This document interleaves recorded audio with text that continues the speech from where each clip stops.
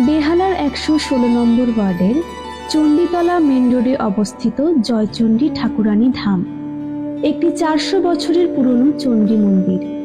এই মন্দিরটি একটি শিলা। একটা সময় এটি আদি গঙ্গার তীরে অবস্থিত ছিল। টলি সাহেব বজবজের দিকে নতুন খাল কাটার জন্য এটি ছোট হয়ে যায়, বর্তমানে যার নাম টলি নালা, এবং কর্নেল টলি সাহেবের নামানুসারে টলি ক্লাবের নামকরণ করা হয়।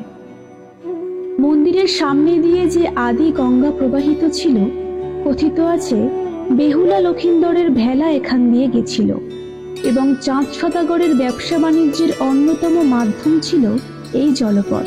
এইখানে মা মঙ্গলচণ্ডীর মন্দির এবং বাবা ভোলানাথের একটি মন্দির ছিল, কিন্তু বর্তমানে আমরা এই মন্দির প্রাঙ্গণে আরও 7টি নতুন মন্দির গড়ে তুলেছি, যার মধ্যে অন্যতম এবং উল্লেখযোগ্য হল জলাশয়ের মধ্যে সুসজ্জিত বৈষ্ণোদেবীর মন্দির।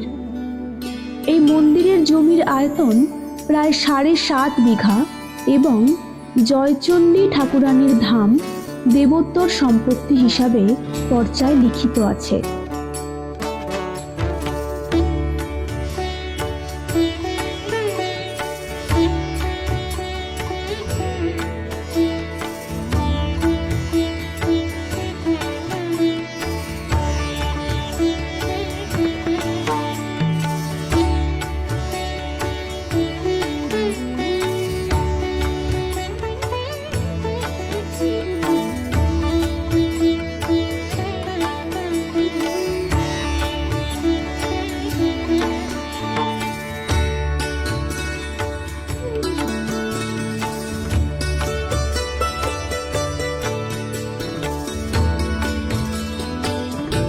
এখানে একটি 150 বছরের পুরনো নীলেশ্বর শিব মন্দির আছে।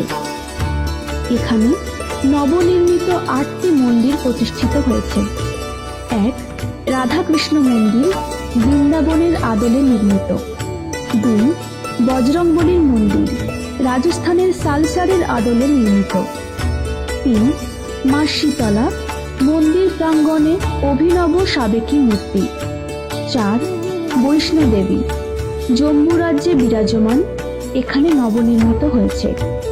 পশ্চিমবঙ্গের এই প্রথম একটি মন্দির জলাশয়ের মধ্যে তৈরি করা হয়েছে। কথিত আছে বৈষ্ণোদেবীর মন্দির দেখে বাবা ভৈরবনাথের মন্দির না দেখলে দর্শন সমাপ্ত হয় না, সেই কারণে বাবা ভৈরবনাথের মন্দির এখানে স্থাপন করা হয়েছে। 5.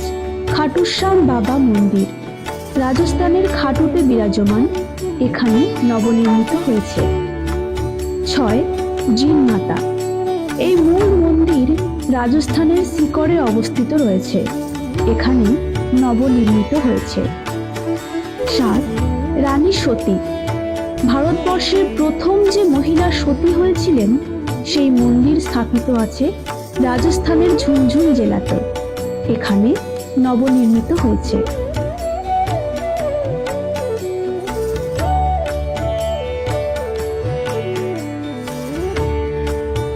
এই মন্দির পরিসর ভারতবর্ষের বিভিন্ন প্রান্ত থেকে আগত বিভিন্ন ভাষাভাষী মানুষ এবং আলাদা আলাদা দেবদেবীর ওপর আস্থা রাখে যে সমস্ত মানুষ পশ্চিমবঙ্গে আসেন এবং তারা যেন এই মন্দির দর্শন করে তৃপ্তি পায়, এছাড়া পশ্চিমবঙ্গে যারা বসবাস করছেন তারাও যাতে শ্রদ্ধা জানাতে পারেন, তাদের জন্য এই মন্দির নির্মাণ করা হয়েছে। মন্দির খোলা ও বন্ধের সময়সূচি সকাল 6টা থেকে দুপুর 1টা পর্যন্ত এবং বিকেল 4টে থেকে রাত 8টা 30 পর্যন্ত।